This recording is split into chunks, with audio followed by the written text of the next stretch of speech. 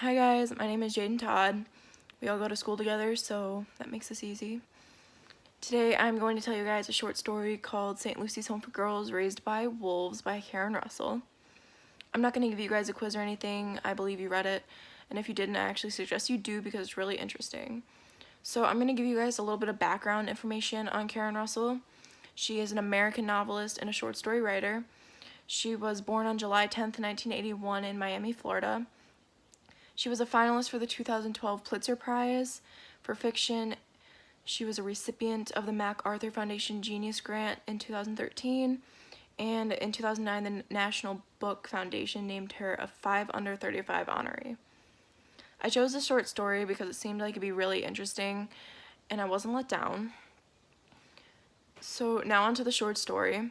The story is narrated by a wolf named Claudette, and she starts kind of telling how the girls ended up at St. Lucy's, which was because their parents were werewolves, but they sent their children here because they wanted them to be able to become naturalized citizens of the human society. So pretty much unlike them, because their parents were actually kind of like outcasts just because they didn't really fit in with the human society.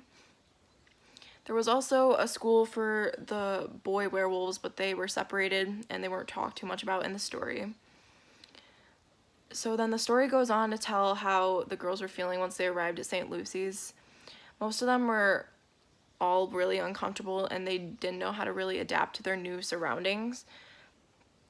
So they acted out at first. They would tear up stuff, they would try to leave their scent on everything, and they would constantly growl and howl at the nuns. The nuns at St. Lucy's Catholic School were the ones teaching the girls how to become more civilized. The girls had to learn to adapt to their new environment as they were always being tested by the nuns who were watching them. They had to act more human, learn how to speak English, stop doing all the things they were used to doing, what they grew up doing. The girls had a lot of problems with competition throughout the book. It wasn't always like that, but as soon as they started becoming more civilized, they all started just going after each other, stopped liking each other as much, and they just didn't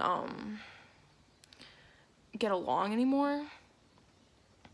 The most hated wolf was Mirabella. She was the one having the hardest time. She was the youngest. She couldn't adapt to her new environment and the rules. And then there was Jeanette. She was also a really hated wolf in the story because she was the oldest and she excelled in everything she had to do at the school. The school had 5 stages that the girls had to get through in order to graduate. In order to go up a stage, the girls had to show improvement in areas that the nuns deemed fit. And the girls had to graduate in order to go back to their families, so that was their main focus. All the girls had a really hard time getting through the school and graduating, but they got through it except for the youngest girl, Mirabella. She wasn't able to change her wolf ways and she ended up getting expelled. And then once she was expelled, she was never seen again. And then the story ends with Claudette being able to see her family again. They gave her a pass and she wasn't able to go alone, but she was able to see her family again because she graduated. So the themes of the book, there was quite a bit. I just chose the one I thought was most important, which was when something goes wrong in life, never lose your compassion.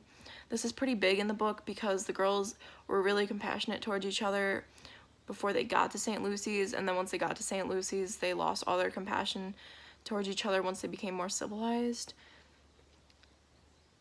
So the story is pretty weird. It has a lot of unusual things that happen in it, but I found some significance in the book.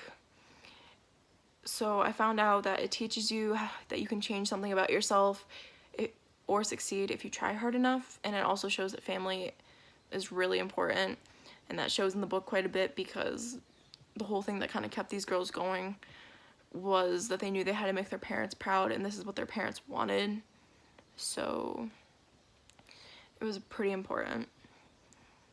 So that's pretty much all I have for this book. I hope everyone's doing well.